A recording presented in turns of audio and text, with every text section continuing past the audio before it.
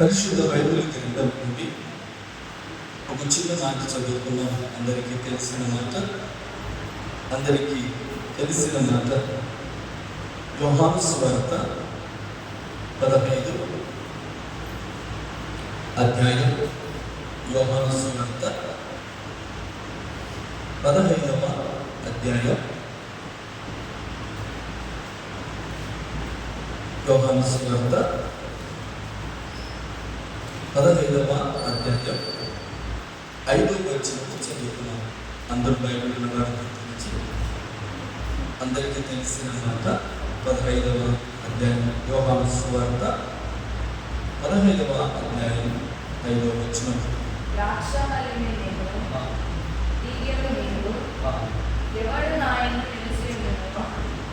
ఈ మాటలు మీరు జాగ్రత్తగా గమనించండి. ద్రాక్షవల్లి తీగల గురించి నేను మాట్లాడలేదు. అవి దేవుని చిత్తం అయితే ఒకసారి మాట్లాడకుండా ఎవడు నా యందు నిలిచి ఉండునో, నేను ఎవని యందు నిలిచి ఉండునో వాడు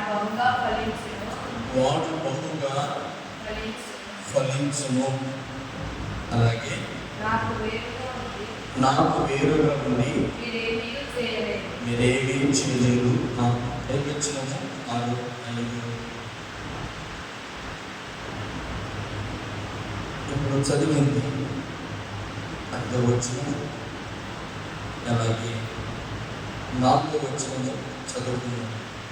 నా యందు నిలిచి ఉండి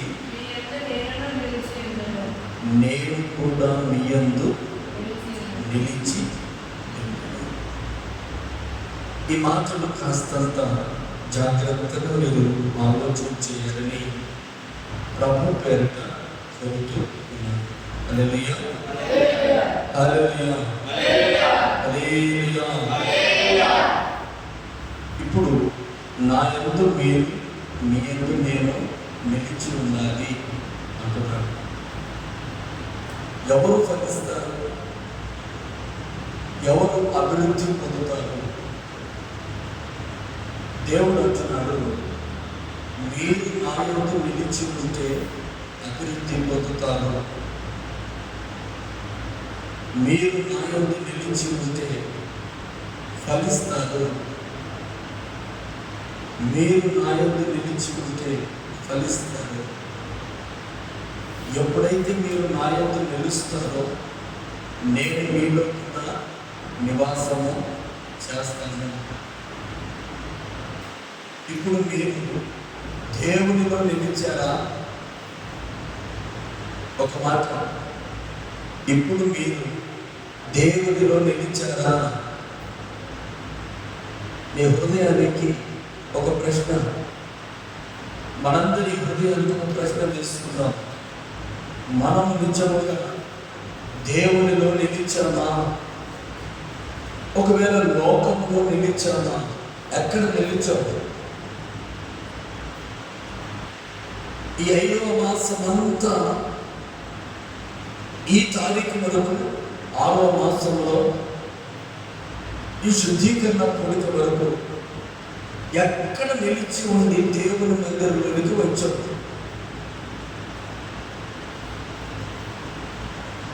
ఏ బలహీనతలో నిలిచి ఇక్కడికి వచ్చాం? ఏ చికట గల దొంగ ఊపిలో నుంచి చిక్కబడి ఇక్కడికి వచ్చాం? ఏ పాపములో నిలిచి దేవుని సన్నిధిలోనికి వచ్చాం? ఈ శుద్ధీకరణ కోరిక దినమందు ఏ పరిసర ప్రాంతంలో నిలిచి ఇక్కడికి వచ్చాం? ప్రవర్తన మాట, నా యందు మీరు నిలిచి ఉంటే నేను మీ యందు కూడా నిలవాలి. నేను మీలో నిలవాలి అంటే మొదటిగా మీరు నా యందు నిలవాలి. అంటే ఎవడు దేవునిలో నిలబడతాడో, ఎవరు దేవుని సన్నిధిలో నిలిచి ఉంటారో, ఎక్కడికి వెళ్ళినా ప్రభునామ స్మరణలో నిలిచి ఉంటారో వాడిలో దేవుడు నిలిచి ఉంటాడు. దేవుని సన్నిధిలో నిలబడరు, దేవుడు నీలో నిలబడము అంటే ఒక మాట చెప్తాను. ఒక మాట చదవండి, పరిశుద్ధ బైబిల్ గ్రంథం నుంచి మొదటి మాట, మరొక మాట మొదటి యోహాను రాసిన పత్రిక 4వ అధ్యాయంలోకి రండి.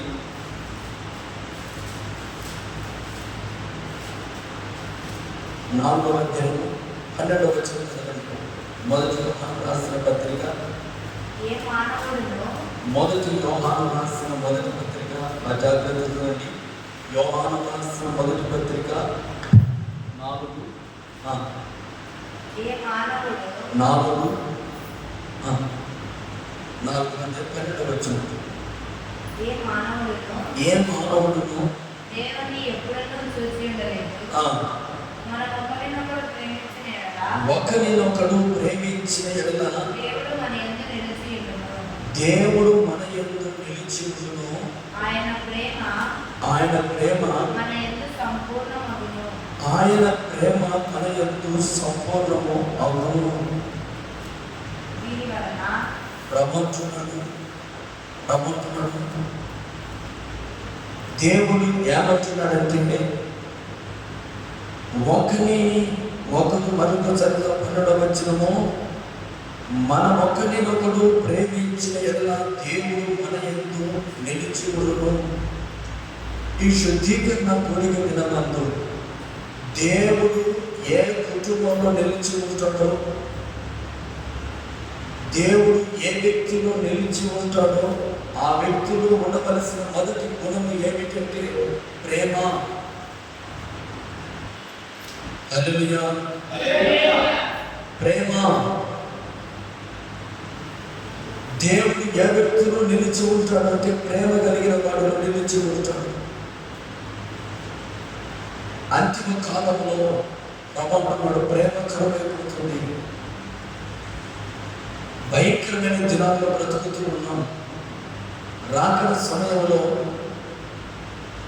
ప్రేమ కొదువైపోతుంది అంటాడు పరిశుద్ధమైన బైబిల్ గ్రంథంలో. ఈ రోజున దేవుడు ఒకటిలో నిలిచి ఉండాలి. పదే ఎవరైనా మీరు ప్రేమించగలిగి ఉంటే ఒక వస్తువును కానీ, ఒక పొలాన్ని కానీ, ఒక జంతువును కానీ ఎక్కడికి వెళ్ళినా ఏముంటుందంటే, ఒక పశువులను లేదంటే మీ ఇంట్లో ఒక వ్యక్తి వివాహానికి వచ్చాడు, త్వరగా వెళ్ళాలంటున్నాడు. ఏంట్రా ఎందుకంత పని ఇంటికి ఎందుకు తొందరగా వెళ్ళాలంటే, ఆ వ్యక్తి అంటాడు, ఇంటి దగ్గర నన్ను పెంచే కుక్కకు అన్నం పెట్టలేదు. నేను రాత్రి వచ్చాను, అయితే దానికి ఆహారం పెట్టడం, అడవిలో ఆహారం పెట్టడం మర్చిపోయాను. అయితే ఇక్కడికి వచ్చిన నాటి నుంచి ఎంతో మందికి ఫోన్ చేద్దామంటే ఇంటి మీద నేను తీసుకొని వచ్చాను. ఆ ఇంటి గేటు లోపల బాత్రూంలో ఆ కుక్కను ఉంచేసాను. కనుక ఆ కుక్క మీద ఉన్న ప్రేమ ఎలాంటిదంటే, వాడిని ఎక్కడ నిలబడినకూడదు, దాని మీదే ఆలోచన, వాటిపైనే ఆలోచన. అంటే వాటిని ఏమున్నది? ఆ జంతువు మీద ప్రేమ ఉన్నది, అది నిలిచిపోయింది వాడి హృదయంలో. ఈ రోజున ప్రభు ఏమంటున్నాడంటే, ఎవడు నా యందు నిలుచునో వారి యందు నేను నిలిచి ఉంటాను. హల్లెలూయా. ఎవరు దేవుని గురించి ఆలోచన చేస్తారో, ఎవరు యేసయ్యను ప్రేమించగలుగుతా ఉన్నారో ఆ వ్యక్తిలో ఏముంటుందంటే దేవుడు నిలిచి ఉంటాడు. అంటే దేవుడు ఎల్లప్పుడూ ఆ వ్యక్తిలో నిలిచి ఉండాలి అంటే ఒకటి గుణం. మొదటిది, ఆ వ్యక్తి ప్రేమ కలిగిన గుణము ఉండాలి. అంటే ఒక వ్యక్తి దేవుడు ఆ వ్యక్తిలో జీవించాడు, దేవుడు ఆ వ్యక్తిలో ఉన్నాడంటే ఆ వ్యక్తి ఎలా ఉంటాడంట? దినదినము ఫలిస్తూనే ఉంటాడు. హల్లెలూయా. ఒక వ్యక్తి ఒక చెట్టులాగా అభివృద్ధి కావాలి అంటే ఆ చెట్టుకు నీరు ఎంత అవసరమో ఒక విశ్వాసి జీవితంలో అభివృద్ధి కావాలి, బహుగా ఫలించాలి, బహుగా అభివృద్ధి పొంది బహుగా దేవుడు విస్తరింప చేయాలి అంటే ఆ వ్యక్తి ఏం చేయాలంటే మొట్టమొదటిగా ప్రేమ కలిగి ఉండాలి. ఎవరికైనా ఒకరినొకరు ప్రేమ కలిగి ఉండాలి. వాడి యందు నేను ఉంటాను అంటే యేసయ్య నీలో ఉండాలి, యేసయ్య నాలో ఉండాలి, యేసయ్య మనందరిలో ఉండాలి. అంటే ప్రభు ఏమంటున్నాడంటే ఎవడు నా యందు నిలిచి ఉండునో, నేను ఎవరి యందు నిలిచి ఉండునో వాడు బహుగా ఫలించును. ఈరోజు నువ్వు ఫలించుతున్నావా? నీ జీవితంలో నీ కుటుంబం అభివృద్ధి కాకపోవడానికి దేవుని నమ్ముకున్నావు, ప్రభును నమ్ముకున్నావు, ప్రభును విశ్వసించావు. అయితే దేవుని ప్రేమ మనలో లేకపోతే ఒకరి ఎడల ఒకరికి ప్రేమ కరువైపోతుంది. అందుకే ఆ మాట చదవండి. మొదటి యోహాను రాసిన పత్రికలో ప్రభు 4:12 మరలా అంటున్నాడు. ఏమంటున్నాడంటే చదవండి, మనం ఒకరినొకడు ప్రేమించిన ఎడల దేవుడే మన యందు నిలిచి ఉంటాడు. అసలు దేవుడు నీలో నిలిచి ఉండాలంటే నువ్వు ఏం చేయాలా? మనం అంటున్నాము దేవుడి యందు భయభక్తులతో ప్రార్థన చేస్తే దేవుడు నిలబడతాడు. ఒకరి ఎడల ప్రేమ కలిగి ఉంటే మొట్టమొదటి దేవుడు వారి కుటుంబంలో వారి జీవితంలో నిలిచి ఉంటాడు. ఎప్పుడైతే వానిలో నిలిచి ఉంటాడో వారి కుటుంబం అంతా ఎల్లప్పుడూ ఫలిస్తూనే ఉంటుంది, ఎల్లప్పుడూ కాపు కాస్తూనే ఉంటుంది, ఎల్లప్పుడూ పచ్చదనంతోనే ఉంటాడు. ఎప్పుడు ఆ వ్యక్తి ఎండిపోవడానికి అవకాశమే లేదు. చాలా కుటుంబాలు చూస్తూ ఉంటాం, అప్పుడే ఆశ్చర్యంగా కనబడతా ఉంటాయి, అప్పుడే వికసించినట్లుగా కనబడతా ఉంటాయి. ఈ కుటుంబం నిలదొక్కుందని అనుకుంటూ ఉంటాం, కానీ అప్పటికప్పుడే తన జీవితం పతనం అయిపోవడం చూస్తూ ఉంటాం, తన కుటుంబం నీరైపోవడం చూస్తూ ఉంటారు. జనులందరూ అందరూ అంటారు, ఆ వ్యక్తికి బాగా ఉన్నాడు, ఆ వ్యక్తి పచ్చగా ఉన్నాడు, ఆ వ్యక్తి ఫలిస్తూ ఉన్నట్లు కనబడ్డాడు. కానీ అప్పుడు ఏంటంటే దెబ్బతో అలా దిగబడిపోయాడు. ఫలిస్తూ ఉన్న ఈ కుటుంబం ఎందుకు పతనమైపోయిందంటే దేవుడు అంటున్నాడు, ప్రియ దేవుని నమ్ముకున్న తర్వాత దేవుడు ఒక్కొక్కటి ఆజ్ఞ, నేను నీ యందు నిలిస్తే తప్ప నువ్వు ఫలించలేదు. దేవుడు నీ కుటుంబంలో ఉంటే, నీ జీవితంలో ఉంటే తప్ప నీవు ఫలించలేవు, అనుభవం రాదు. దేవుడు నీలో నిలబడాలంటే నీలో ఉండవలసిన ప్రేమ ఏమిటంటే ఒకరి ఎడల ఒకరికి ప్రేమ కలిగి ఎవరైతే ఉంటాడో వారి యందు నేను నిలిచి ఉంటున్నాను. ఏ ప్రేమ? ఎందుకు ఇలాగ మాట్లాడుతున్నావు అంటే దేవుని ప్రేమ నీకు ఖచ్చితంగా నిలిచి ఉండదు. రెండవది చదువుతాం 5వ వచనంలో, అదే అధ్యాయం 15వ వచనం, యేసు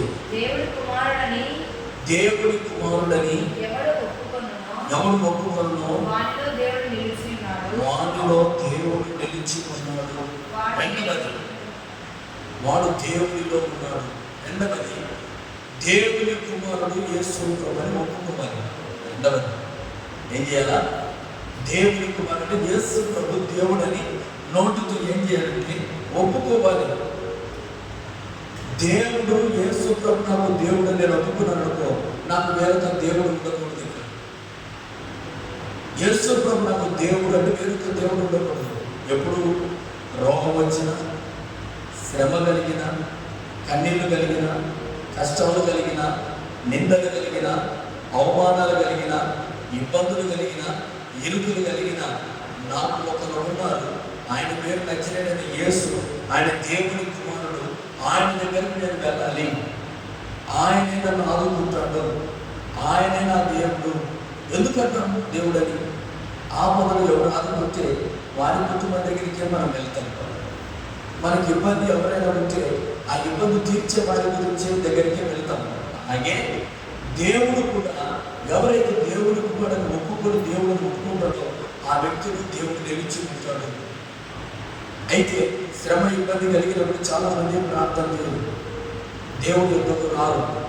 అలాగే మూడవది చూద్దాం, 17వ వచనం.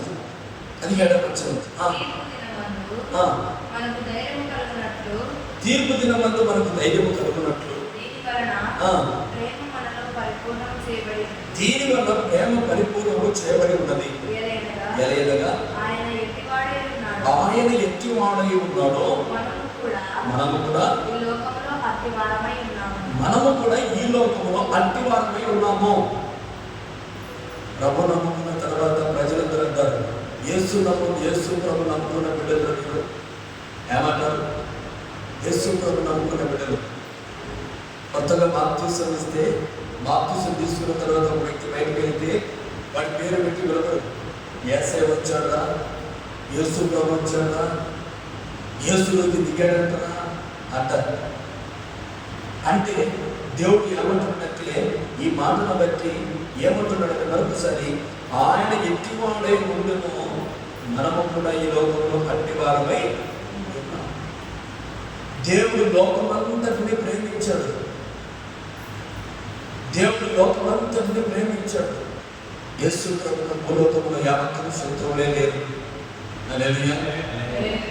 ఆయన ఎట్టివాడై ఉన్నాడు, ఈ లోకంలో మనము కూడా అట్టివారమై ఉన్నట్లయితే మన జీవితంలో ఎండిపోవు, నీ జీవితంలో ఎండిపోవు, నీ జీవితంలో ఎండిపోవు. నీ కుటుంబం ఎప్పుడు ఈ చెట్ల కాచదనంతోనే ఉంటుంది. దేవుడు ఎట్టివాడై ఉండను, నీవు కూడా భూలోకంలో అట్టివాడవై ఉండవలెను. శుద్ధీకరణ కోరికలో దేవుడు నీతో నిలిస్తే నువ్వు ఫలిస్తావు. నీ కుటుంబం ఆశీర్వదించబడుతుంది, నీ కుటుంబం దీవించబడుతుంది, నీ కుటుంబం ఎదుగుతుంది. నువ్వు ఎప్పుడు వికసించి పచ్చగా లేకుంటావు. పచ్చదనం కావాలంటే దేవుడు నీ యందు నిలిచి ఉండాలి. దేవుడు నీ యందు నిలిచి ఉండాలంటే దేవుడు ఎట్టివాడై ఉన్నాడో నీవు నేను కూడా అట్టివారమై ఉండాలని ప్రభు సెలవిస్తూ ఉన్నాడు. హల్లెలూయా, హల్లెలూయా, హల్లెలూయా. అదే మొదటి యోహాను రాసిన పత్రిక 3వ అధ్యాయం 6వ వచనం చదవండి. 6వ వచనం చదవండి.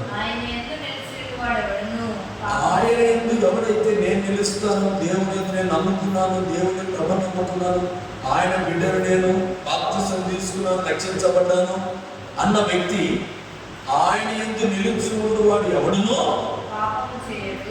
పాపం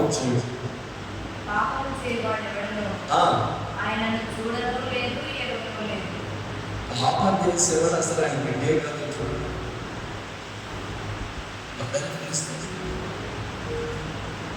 నేను నిలిచి ఉండాలి వాడి ఏంటంటే వాడిలో ప్రేమ ఉండాలి, వాడు నన్ను ఎరిగి ఉండాలి. మూడవదిగా ఏమంటాడంటే, వాడు నేను ఎట్టివాడై ఉన్నా వాడు అట్టివాడై ఉండాలి. ప్రపంచంలో వాడిలో పాపము ఉండకూడదు. పాపం చేయవాడు నా యందు నేను వాడి యందు నేను నిలబడలేదు, నా చేత కాదు, నేను నిలబడలేదు అంటే వాడు ఫలించలేదు. ఆత్మీయముగాను మందిరంలోను లోకపరముగాను రెండింటికి చెబుతూ ఉన్నాను. దేవుని యందు ఎవరు నిలుస్తారో వారు నిత్యముగా రానున్న దినములలో ఫలింపుగానే ఉంటారు, ఫలిస్తూనే ఉంటారు, వికసిస్తూనే ఉంటారు. ఇది ఎవరికి ఆజ్ఞ అంటే, ప్రభువును నమ్ముకున్న ప్రతి బిడ్డలకు దేవుడు ఆజ్ఞ ఇచ్చాడు. ఒక రోజున ఒక డాక్టర్ దగ్గరికి ఒక పేషెంట్ వెళ్ళాడు. పేషెంట్ వెళ్ళిన తర్వాత ఆయన అన్నాడు, నేను ఇన్ని మాత్రలు ఇస్తున్నాను, నేను ఇంజెక్షన్ ఇవ్వను, అయితే ఒక మాట ఏంటయ్యా, నీవు పలానాది తినకూడదు. ఏమన్నాడు? పలానాది తినకూడదు అని వాడు కేవలము తినకూడదన్నీ చెప్పి కేవలం మెడిసిన్ అంటే మాత్రలు ఇచ్చి పంపాడు. వీడు తినలేక ఉండలేక ఆ మాత్రలు ఆ ట్రీట్మెంట్ పక్కకు పెట్టి వేరొక దగ్గరికి వెళ్ళాడు. ఆయన ఏం చేశాడు? మాయతలు వేశాడు, నువ్వు ఏమైనా తిన్నాను. ఏమైనా తిన్న తర్వాత వాడిలో ఉన్న రోగము, వాడిలో ఉన్న జబ్బు పెరిగిపోయింది. వాడిలో ఉన్న జబ్బు పెరిగిపోయింది. ఈ రోజున యేసు ప్రభు దగ్గరికి వస్తే ప్రభు ఏమంటాడంటే, ఆయనకు రూల్ పెడతాడు. ఆయన దగ్గరికి రాకపోతే ఏం చెప్పడు. ఆయన ప్రభు యందు విశ్వసించలేకపోతే, ప్రభు యందు బాప్తిజం తీసుకోకపోతే, ప్రభుతో రక్షించబడలేకపోతే ఆయన అప్పటికేం చెప్పడు. ఆయన చెప్పడు ఆయన. అసలు ఆ వైద్యుని దగ్గరికి వెళితే వెళ్ళకపోతే వాడు పత్యం పెడతాడా? పెట్టడు. మరి యేసయ్యను నమ్ముకోకపోతే, యేసయ్యను బాప్తిజం దగ్గర తీసుకుపోతే ఆయన వెళ్ళి చెప్పడు. యేసయ్య దగ్గరికి వచ్చావు కనుక, యేసయ్యను బాప్తిజం తీసుకున్నావు కనుక, రక్షించబడ్డావు కనుక నీకు ఖచ్చితంగా చెప్తాను ఆయన. మనందరికి ఇలాగే ఉండాలంటాడు. ఎందుకంటే ఆయన నమ్ముకున్న బిడ్డలు ఉన్నాడు కనుక. నేను నీలో నిలబడాలి అంటే, నీ కుటుంబంలో నివాసం చేయాలంటే, నీ జీవితంలో ఉండాలి అంటే ప్రభు ఏమన్నాడంటే, నేనైతే ప్రభు అంటున్నాడు, పాపము చేసేవాడి జీవితం నేను నిలబడను, నేను ఉండను, నా కృప వాడికి తోడుండదు, నేను ఇంటి ఉండను. ఎందుకు ప్రభు? నేను మీ కొరకు రక్తాన్ని కార్చి క్రయధనముగా మీ కొరకు ప్రాణం పెట్టాను, శుద్ధి చేశాను, మీ పాపం మనల్ని కడిగి వేశాను. అయితే మరలా అట్టి వాటిలో మీరు జీవిస్తూ ఉన్నట్లయితే, నేను నీ యందు నిలబడలేకపోతే నీలో పాపం నేను నిలబడలేదు. ఎందుకు చెప్తున్నాడు? ఆయన యందు నిలిచి ఎందు వాడెవడునో పాపం చెప్పు. నీవు ఆయన యందు నిలబడితే పాపం చేయలేవు. ఆయన నీలో ఉంటే పాపం జోలికి నువ్వు పోలేవు. ఆయన నీ యందు నిలబడలేకపోతే, ఆయన యందు నువ్వు లేకపోతే, యేసు ప్రభు యందు నమ్మకముగా ప్రార్థన చేయలేకపోతే, వాడు ఎట్టివాడైనా ప్రతి బలహీనతకు లొంగిపోతాడు. ఒక రోజున ఎలీషా ప్రవక్త దగ్గరికి గెహాజీ వచ్చాడు. ఎవరు? గెహాజీ. ఎలీషా దగ్గరికి గెహాజీ వచ్చి, ఎలీషా దగ్గరికి నయమాను వచ్చాడు. కృషిలో శుద్ధి చేస్తున్నాడు, మొత్తం బంగారు వస్తుంది, కొన్ని బహుమానంగా ఎలీషా ప్రవక్తకు ఇవ్వాలని వచ్చాడు. ఇవ్వాలని వచ్చి, అయ్యా ప్రవక్త, ఎలీషా ప్రవక్త, ఇదిగో నీవు నన్ను బాగు చేశావు, నేను నయమాను నా రోగాన్ని బాగు చేశాను, నేను ఎక్కడ నిలబడితే అక్కడ చేయగలుగుతాను. 2వ రాజుల గ్రంథం బైబిల్ తెలిసి పెట్టుకోండి.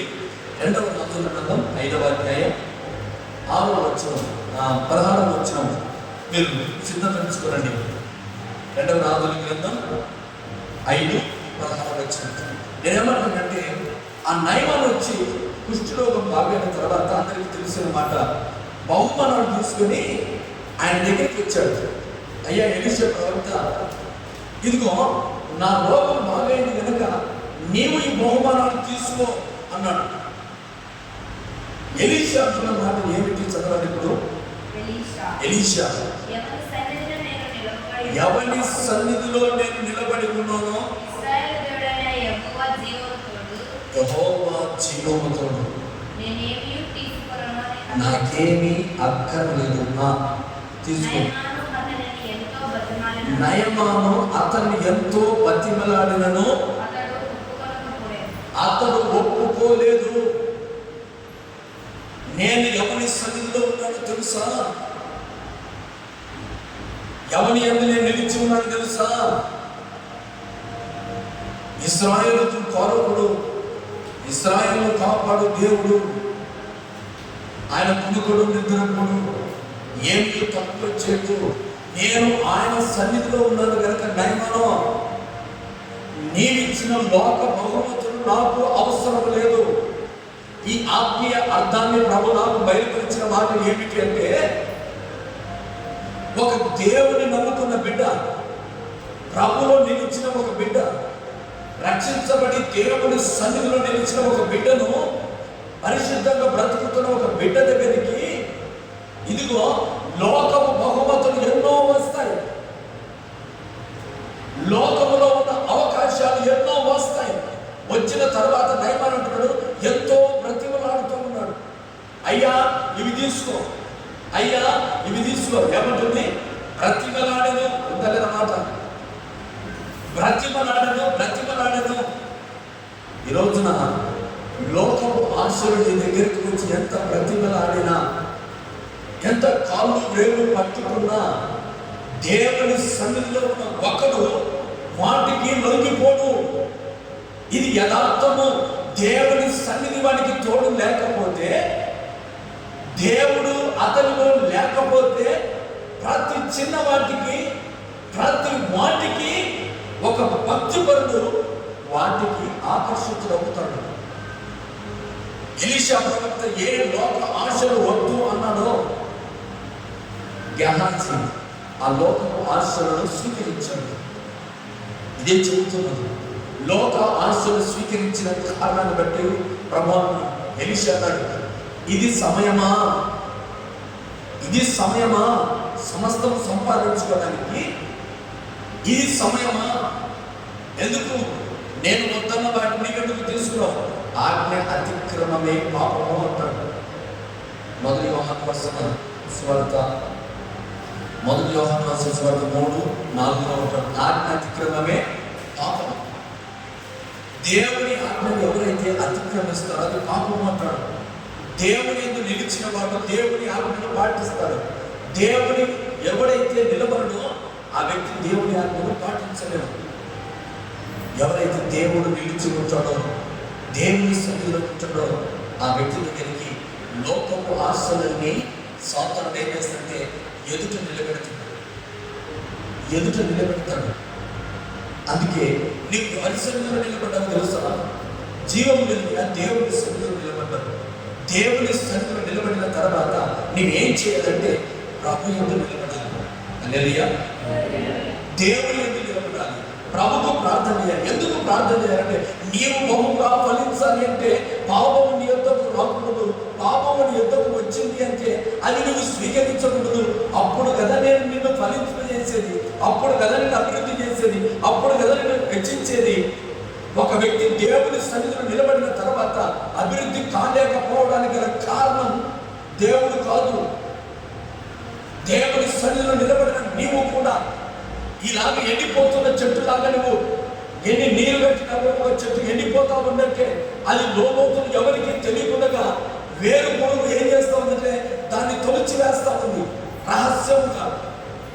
రహస్యముగా ఎవరికి కనిపించకుండా భూమిలో చెట్టు వేరును తినివేస్తా ఉంది. అలా కూడా నీ ఆత్మీయ జీవితంలో ఎంతో మంది వాక్యమైన నీరు నీకు కడుతూ ఉన్నా ఎవరికి తెలియకుండా నీ హృదయంలో పాపము వేర్లను తొలిచి వేసినట్లుగా వేరు పొడుగు పాపం ఏం చేస్తుంది?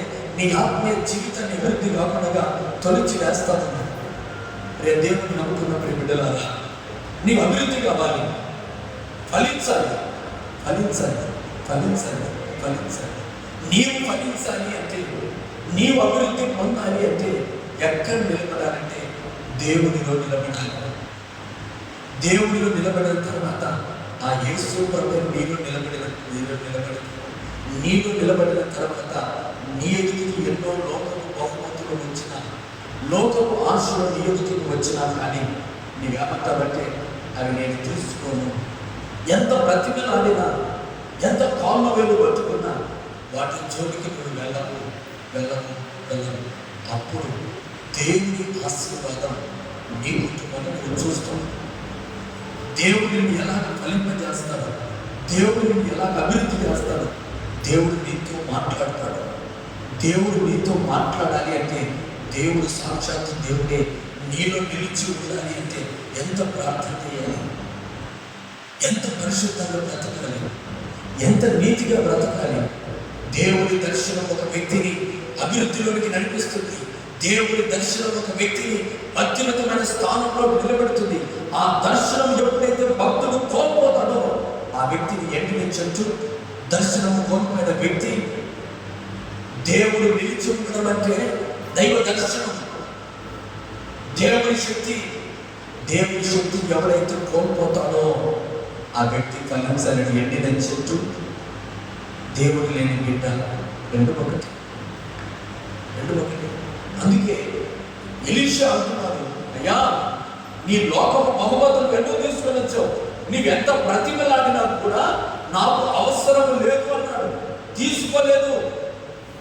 ఈ రోజున నేను నా జీవితంలో ఎలీషా భక్తులు మనకు నేర్పిస్తున్న మాట ఏమిటి అంటే, ఆ బహుమతులు దేనికి సూచన అంటే, ప్రభు మనతో మాట్లాడిన మాట లోకపు ఆశలకు సూచన, లోకపు కోరికలకు సూచన, లోకపు ఆకర్షణీయానికి సూచన. ఒక దేవుని నేను ఎవరి సన్నిధిలో నిలబడ్డానో తెలుసా అన్నాడు. నడలేదా? నేను ఎవరి సన్నిధిలో నిలబడ్డానో తెలుసా? ఇశ్రాయేలుగా ఆధారమైన ఇశ్రాయేలులకు కాపాడుతున్న దేవుని సన్నిధిలో నేను నిలబడిన తర్వాత ఈ లోకపు ఆశ నా నియమాను తీసుకెళ్ళలేదు. నీ వెంటే ఉండని నాకు అవసరం లేదు. నాకు నా దేవుడితో ఉన్నాడు. నేను నా యందు నిలిచి ఉన్న నా దేవుడు సమస్తము తెలుసుకున్న దేవుడు. హల్లెలూయా. ఏది తీసుకోవాలో ఏది తీసుకోకూడదో నాకు తెలిసిన దేవుడు నాతో ఉన్నాడు. ఆయన నాకు ఆజ్ఞాపిస్తే తప్ప వాటిని తీసుకోను. కాబట్టి దేవుని పిల్లలారా, ఒక ఎడిషన్ లాగా, ఒక ఆత్మీయుడి లాగా దేవుని ఎదురు నిలిచిన తర్వాత మీ ఎదుటికి ఎన్ని కనబడిన వాటిని గుర్తుపెట్టుకు వాటిని స్వీకరించకూడదని ప్రభు చెబుతున్నాడు. అప్పుడు మీరు ఏం చేస్తారంటే బహుగా బహుగా బహుగా బహుగా ఫలిస్తుంది. బహుగా ఫలిస్తుంది, బహుగా ఫలిస్తుంది, బహుగా ఫలిస్తుంది. చివరికి ఒక మాట చదువుకుందాం. చివరికి ఒక మాట, యోహాను రాసిన సువార్త 6:50. యోహాను సువార్త 6వ అధ్యాయం 56వ వచనం. యోహాను సువార్త 6:56. నా శరీరము తిని నా రక్తమును త్రాగువాడు నా యందును నేను వాని యందును నిలిచి దేవుని యందు నిలబడాలి అంటే చివరి యేసు రక్తములో నీవు పాలుభాగమును పొందాలి. ఆయన రొట్టె ఆయన శరీరాన్ని పుచ్చుకోవాలి. ఎందుకు పుచ్చుకోవాలి? ఆయన నీ యందు నిలిచి ఉండాలి అంటే యేసు రక్తంలో పాలుభాగము లేని వాడిలో ఆయన ఎందుకు నిలిచి ఉండడు? చాలా మంది ఎందుకు యేసు రక్తంలో పాలువారు కాలేరు తెలుసా? అయ్యా నాకు సమాధానము లేదు, నాకు సంతోషము లేదు, నాకు మందిరంలో నెమ్మది లేదు, నాకు మందిరంలో అసమాధానం ఉంది. అయ్యా దేవుడితో సమాధానం లేకుండా ఆ బల్లలో నేను పాలుపంపుడు పొందలేను. ఇదిగో నేను భార్యతో గొడవ పడ్డాను, మందిరంలో వారితో గొడవ పడ్డాను, ఇదిగో ఫలానా సమయంలో ఇది చేశాను అది చేశానని ఎవరైతే దేవుని సన్నిధిలో మరొక మాట అదే మాట చదవండి, మరొక మాట చదవండి, అదే మాట 56వ వచనం. నా శరీరము తిని నా రక్తము త్రాగువాడు నా యందును నేను వాని యందును నిలిచి ఉంటాను. ఒక వ్యక్తి ఫలించాలి, అభివృద్ధి పొందాలంటే చాలా సంవత్సరాలుగా ఒక్కొక్కరైతే 4 నెలలు బలాలు చెప్పారు, 2 నెలలు బలాలు చెప్పారు. కారణం ఏంటి? వాని యందు పాపము నిలిచి ఉంది. పాపము నిలిచి ఉన్న చోట ప్రభు నిలబడడు. పాపము నిలిచి ఉన్న చోట యేసయ్య ఉండడు. ఎవరి యందు పాపం ఉండునో వాని యందు నేను నిలబడను. దేవుని యందు నిలిచిన వాడు పాపము చేయడు. పాపము చేసిన వాడు ప్రభు బలంగా చేయలేకపోతున్నాడు. కారణం ఏంటి? వాడిలో పాపం ఉంది, వాడిలో సమాధానం లేదు, వాడిలో తీర్మానం లేదు. నేను ప్రభు బలంలో చేయలేయాలి, నేను శుద్ధీకరణ కూడికకు వెళ్ళాలి, శుద్ధీకరణ కూడికకు వెళ్ళి నేను పశ్చాత్తాపపు ప్రార్థన చేసుకుని ప్రభువు నా యందు నిలబడేటట్లుగా, అయ్యా నీవు నా యందు నిలిస్తే కదా నేను లోకంలో అభివృద్ధి పొందేది. దేవుని నమ్మకం ఎందుకు ఇలా కుటుంబాలు పాడైపోతున్నాయి? దేవుని నమ్మకం కూడా ఎందుకు పేదరికంలో బ్రతుకుతూ ఉన్నారు? దేవుని నమ్మకం కూడా ఎందుకు ఎండిన చెట్టు కాక ఎండిపోతూ ఉన్నారు? కారణం ఏంటి తెలుసా? తెలుసా? ఆయన రక్త మాంసంలో ఆదివారము కాకుండా, ఆయన బల్లలో చేయకుండా, పరిశుద్ధముగా ఆయన సన్నిధిలో రాకుండా, ఈరోజు ఈ మాటలు వింటున్న దేవుని నమ్ముతున్న దేవుని బిడ్డలారా, ప్రభు వాక్యానికి విలువ ఇద్దాం. మనుషులకు కాదు.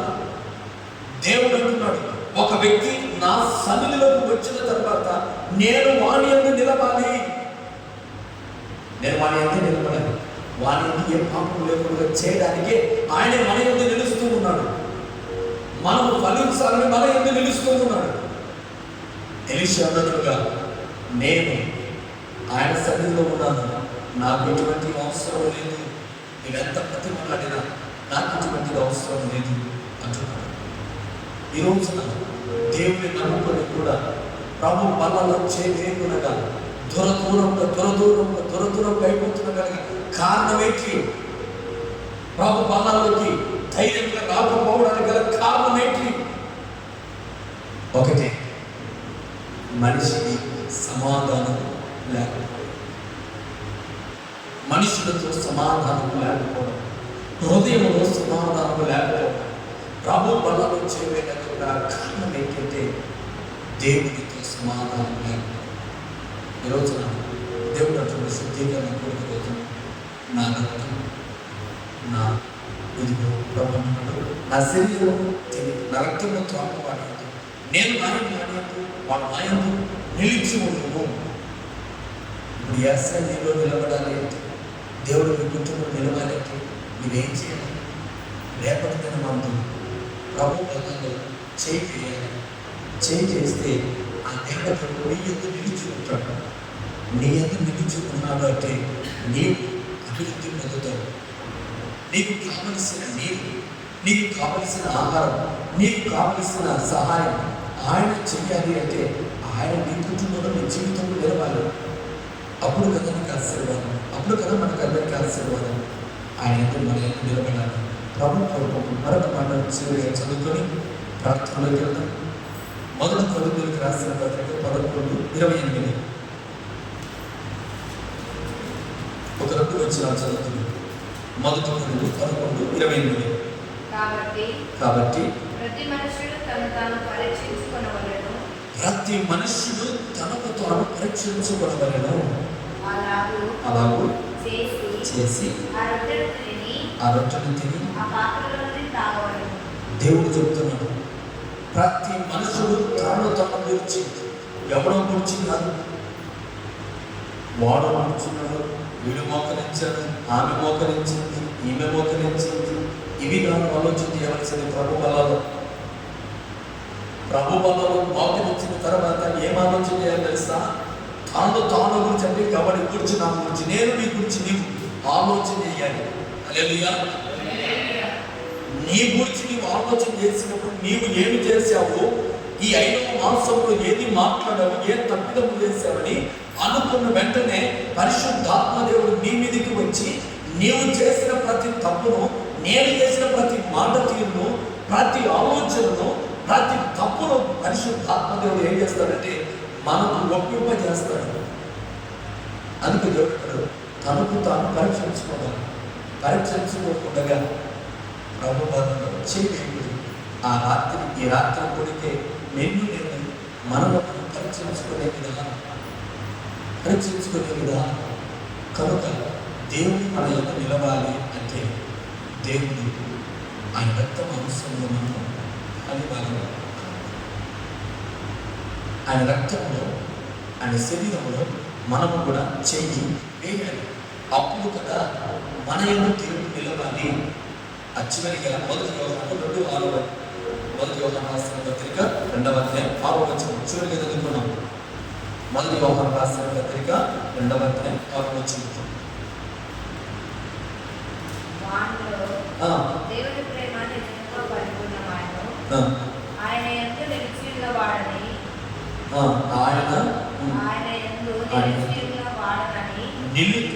యందు నిలిచి ఉన్నవాడని చెప్పుకొనువాడు. ఇప్పుడు ఏమంటున్నావు? నేను ప్రభు బలంలో చేశాను, రక్షించబడ్డాను, దేవుడి బిడ్డను అని చెప్పుకునేవాడు. మనమందరం చెప్పుకునేవాడు. ఆయన ఎలాగో నడుచుకునేనో తాను కూడా అలాగే నడుచుకున్న బద్దుడై ఉన్నాడంటే ఇచ్చిన మాట కట్టుబడి ఉన్నాడు, లోపడి ఉన్నాడు. దేవుడు ఎలాగ నడుచుకున్నాడో అలాగే నడుచుకోవాలి. దేవుడు నా యొక్క నిలిచి ఉన్నాడు అనేవాళ్ళు ఎలా ఉండాలంటే దేవుడు ఆయన ఎందుకు నిలిచి ఉన్నాడని చెప్పుకున్నవాడు ఆయనలాగే నడుచుకోవాలి. మనమందరం ఆయన నడుచుకుంటున్నాడు. ఆయన ఎందుకు నిలబడ్డామా? ఆయన ప్రేమ మనలో ఉండాలా? లేకపోతే లోకం కోరికలు లోకం ఆలోచనలు మనలో ఉన్నాయా? ఎక్కడ నిలబడ్డా? నేను దేవుని సన్నిధిలో నిలిచి ఉన్నాను. నేను దేవుని సన్నిధిలో నిలిచి ఉన్నాను. నా యందు దేవుడు నిలిచి ఉన్నాడు. నేను దేవుడిలో ఉన్నాను. నా యందు దేవుడు ఉన్నాడు. ఈ మాట చెప్పాలంటే ఆయనలాగా నడుచుకోవాలి. ఒకటి ఏం చేయాలా? ఆయనలాగే నడుచుకోవాలి. ఆయన నాలో నిలిచి ఉన్నాడంటే నేనే పాపమో చెయ్యకూడదు. అందరినీ ప్రేమించాలి, అందరితో సహవాసము చేయాలి. అయితే దేవుడు సంరక్షకుడని ఒప్పుకోవాలి. ఒప్పుకున్న మనం ఆయన ఎట్టువలో మనం కూడా అదే క్రమంలో ఉంటాం. కనుక దేవుడు నమ్ముకున్న ప్రేమికులారా, నా యందు ఎవడు నిలిచి ఉండను, నేను వాడి యందు నిలిచి ఉన్నాను. నేను నిలిచి ఉన్న వాడి కుటుంబం, వాడి జీవితం బహుగా ఫలిస్తుంది, బహుగా అభివృద్ధి పొందుతుంది. ఈ రోజున ప్రభు మనందరి కుటుంబాల్లో బహుగా ఫలింపచేయుగాక. రేపటి దినము ప్రభు బలలో చేస్తున్న మన అపరాధమును ప్రభు క్షమించి, మన తప్పులు మన్నించి, మనందరినీ దినదినము బహుగా ఫలింపచేయుగాక. బహుగా అభివృద్ధి చేయుగాక. బహుగా దేవుడు అత్యున్నత స్థానంలో నిలుపుగాక. బహుగా దేవుడు ఆశీర్వదించుగాక. అందరూ మోకరిగా చిన్న ప్రార్థన చేస్తారు. నిలబడతాం, మోకరిగా చిన్న ప్రార్థన చేసుకొని ఈ సమయంలో వచ్చిన ప్రార్థన చేసుకుందాం. ఎవరికి బట్టి వాక్యాన్ని బట్టి